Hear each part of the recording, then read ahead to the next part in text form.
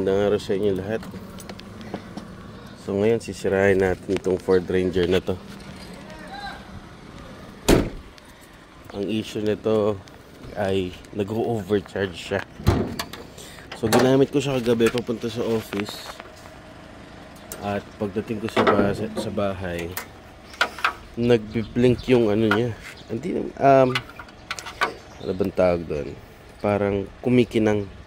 Lumalakas, sumihina yung headlight, pati yung taillight. At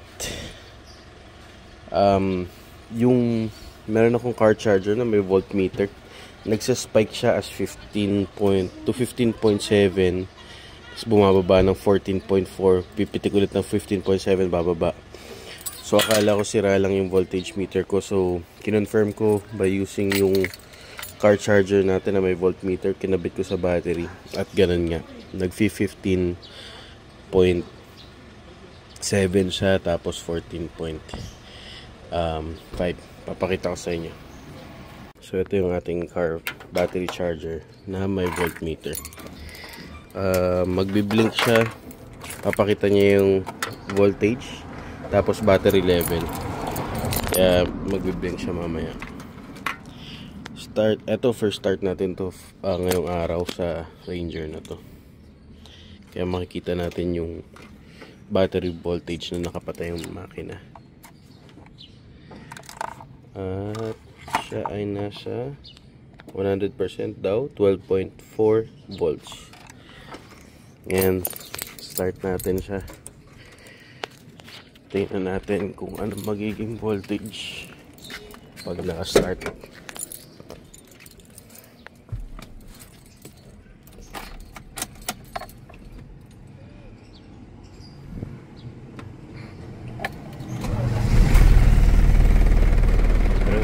Pa rin. At wala siyang battery indicator. Oo nga, hindi ko napansin yun. Meron ba siyang battery light? Baka mamaya dito yung battery light. Meron. Ito, nasa tabi ng oil. So parang hindi siya magandang senyales. Kasi kung naka-on ang battery light niyan, may possibility na wiring issue lang. Pero makakonfirm natin yan mamaya via test light. Turuan ko rin kayo. Okay. Pagka-start pa lang, 15.3. 14.6, 15 point. Yan o. Pitik-pitik siya. Ganun, yun nangyari. Tapos pag nagsaspark siya to 15 point something, lumiliwanag yung mga ilaw. So, check natin ngayon kung sira na ba yung IC nitong ating alternator. Okay. So, gagamit tayo ng test light. Kabit tayo to a good ground. Tapos confirm muna natin na umiilaw yung test light natin.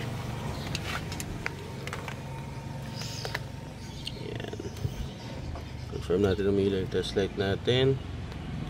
Okay, umilaw siya. At itetest natin itong dalawang wire na nakakabit sa socket na to. Ngayon ko lang huhugutin itong dalawang to eh. Ayan, uy, may langis yung isa. Sana yan lang ang problema natin, kasi medyo mahal ang alternator. Okay, so itong isa is may supply siya. Kahit naka-on yung susi. Itong isa, dapat meron siyang supply pag in-on yung susi. So ngayon, nakasaksak siya dito sa isang socket at walang ilaw ang ating test light. Pag ito umilaw, pag inon ko yung susi, bad news. Ibig sabihin nun, sira yung ating IC at kailangan ng palitan yung IC. Sana doon sa pupuntahan ko mamaya, tuturo ko din sa inyo kung dito sa Metro Manila kayo naka-base, yung pinaka-trusted ko na alternator repair shop. Halos lahat ng kotse ko na nagkaroon ng alternator issues ay doon ko dinala at hindi na ako bumalik pa doon. So test light.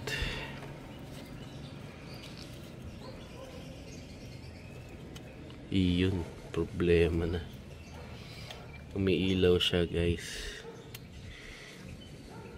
Ito ay ang signal light na tinatawag, or pag inon yung ignition, magkakasupply to, and siya yung ginagamit nung IC ng ating alternator para malaman kung nag-overcharge ba siya or undercharge, and para ibigay niya yung tamang amount ng kuryente papunta sa battery nyo, which is kailangan nasa 13.5 to 14.5 lang.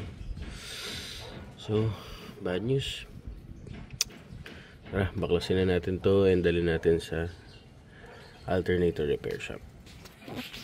Pag magbabaklas kayo ng alternator, lagi kayo magtatanggal ng isang terminal ng battery para hindi nagsaspark yung mga wirings nyo. Kasi yung alternator, meron siyang live wire all the time. Kahit hindi pa naka-on yung susi ng ignition, is meron na siyang supply. At ito yung sinasabi ko. Yan. Yan. Kung nakikita nyo yung pinakamatabang wire sa likod ng alternator, ito yung live wire ng alternator. So nakadirect ang connection yan sa battery. Malas dahil nabutan tayo nito, pero buti na lang at na videohan ko din para mabigay ko sa inyo ng magandang visualization kung ano nangyayari pag nag-overcharge ang inyong sasakyan.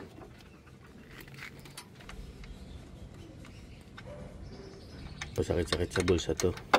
So nag-canvas na ako ng alternator nito, at ito ay diesel engine.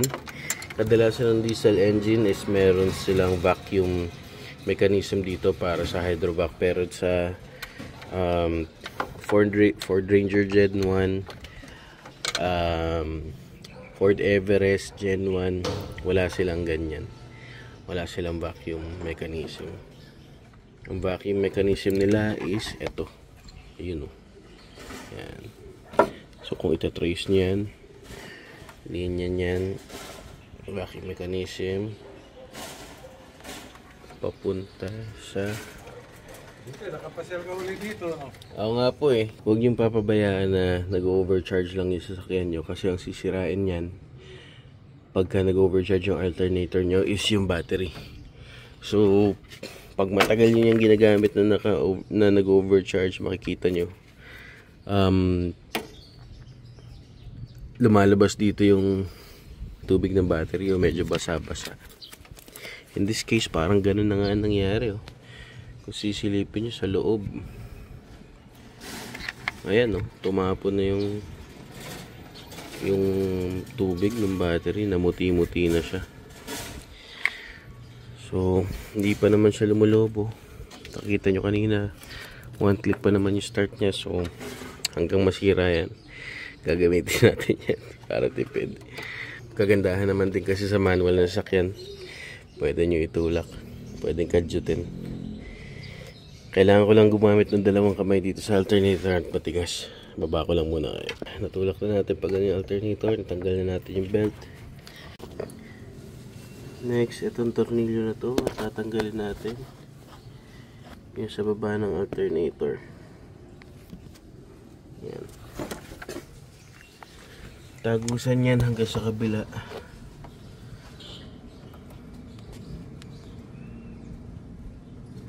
Tagusan yan. Babakasin yan sa likod ng alternator para makuha na natin yan. Tanggalin na natin yung bolt. Yan.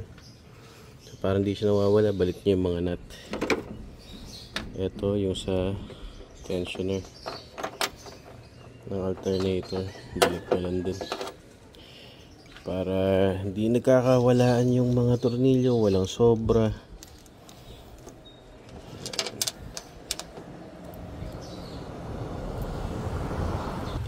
natin dito lahat. Okay. Ngayon, pwede na mahugot niya ang alternator. Ayan. Okay. Wow. Ayan na. Hugot na. So, dali na natin to sa electrical shop. Dito tayo sa Race Auto Electrical. Napacheck na natin yung ating alternator. At sabi ni Kuya, mukhang nangalawan na lang dito. Nilinis niya. Nilinis din niya yung contact ng rotor. Sana yun lang. Dahil pag nag-overcharge pa rin yan, ayun na, palit na. 4.8 daw ang assembly. Tapos sana nilinis ko muna sa bahay. Pero ganoon talaga, may bago tayong natututunan. At ganun na lang is nandito na tayo sa bahay. Kabit na natin to. Yan, nakabit na natin, naigpitan na rin natin yan. Next naman, dito tayo sa ibabaw. Ito naman, kasi ito muna. Ito na ibabaw. Ganito. Then tutulak ng alternator pinakamalayo para may lagay natin yung belt.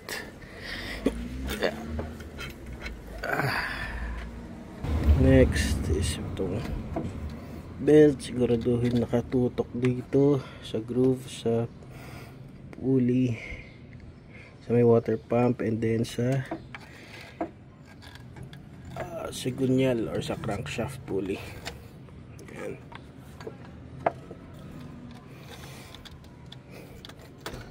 Okay. Gusto ko tong design ng WL engine kasi dati yung dalawa yung belt to.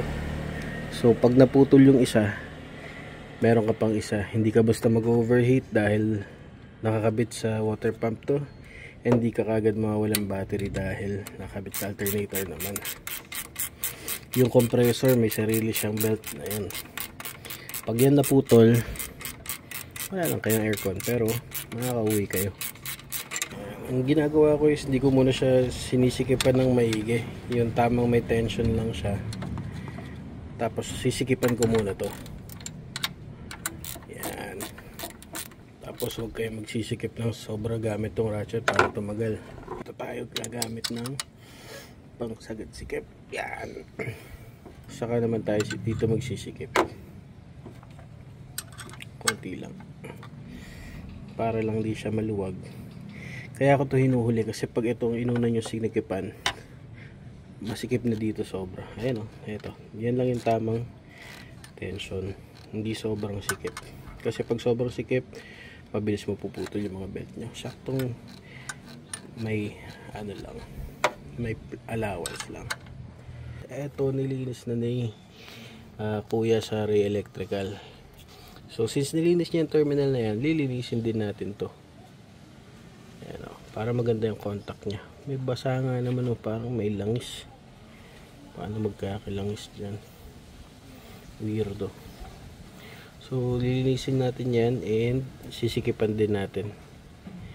Ang ginagawa ko lang dyan is tinutusok ko ng long nose or maliit na screw yung pa-curve na side ng terminal. Yan o, yung ngipin. Para yung ngipin didikit siya dun sa flat part, maiipit niya tong mga terminal na nandito. Iipitin niya yan para maganda yung contact. Sige, bugahan natin ang carb cleaner tapos sikipan na natin. Yan, gumamit tayo ng brake and clutch cleaner dahil wala naman tayong carb cleaner na stock. So tinusok-tusok ko na rin siya nitong flat screw. Kinaskas ko yung mga terminal para talagang solid sa bakal ng contact. Tapos pinalaman ko tong screw sa basahan, saka ko sinungkit-sungkit. Ngayon hihigpitan naman na natin.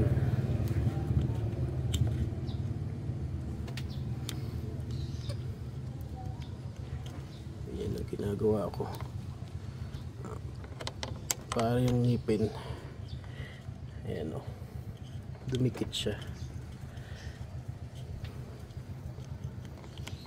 or lumapit man lang dun sa flat na spot. Yan. So kung mapapansin nyo, mas malapit na to kaysa dito. Dito malayo pa. So ito naman.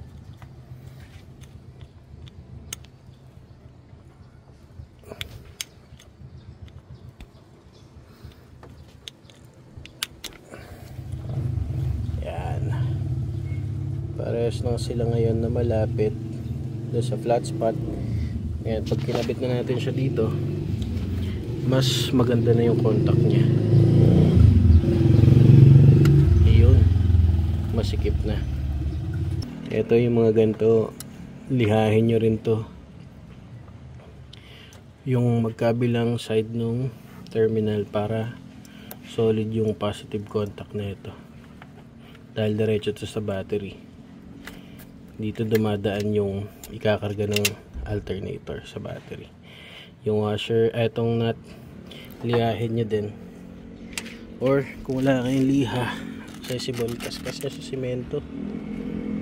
Ayun na, makikita nyo, natatanggal na yung mga dumi-dumi.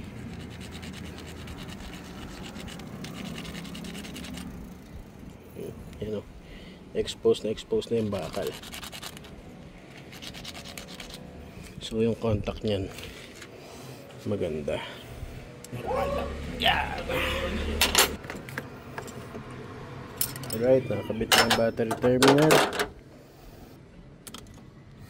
Current voltage natin, nakapatay ang makina is 12.5. Start. One click. Check muna natin dito.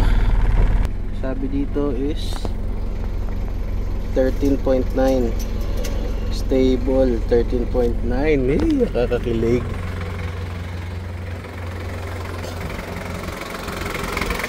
Dito naman sa ating battery charger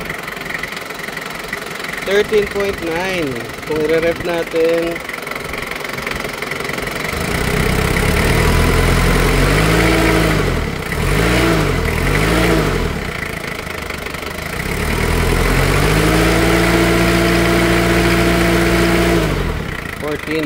ayos. Buksan natin yung mga ilaw tsaka aircon para masimulate natin ng full load. Aircon sagad. Sige, buksan na rin natin itong sounds. Yan, kinabahan ako.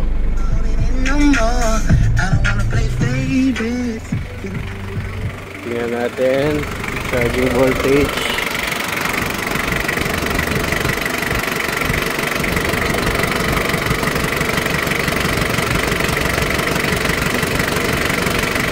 13.8, 13.7 rev natin.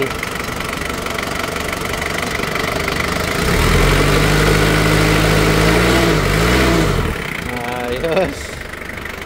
Bukas yung mga headlights na. Alright. Okay, patay na natin radyo, aircon, headlight. Patay na rin natin makina. Okay, sobrang saya ko at laking tipid natin. So hindi lang pala dahil nag-overcharge siya ay IC na kagad ang problema. Pwedeng dito lang sa terminals nitong socket na to. Yan, or pwede rin sa wiring nito, baka mamaya wala na yung supply ng signal niya. So laking tipid natin ngayon. Gastos ko lang is pinigyan ko lang ng pang McDonald's yung tao sa Ray Electrical. So sobrang babait talaga nila doon. Never akong napahiya doon, at sila yung mga tao na pwedeng or hindi ka mapapahiya na i-refer sa mga kakilala, sa mga kaibigan, kasi wala talagang pahiya. So hindi tayo nag-succeed na sirain yung ating Ranger. Umandar ka lang na umandar hanggat kaya. Salamat sa lahat. Magandang araw.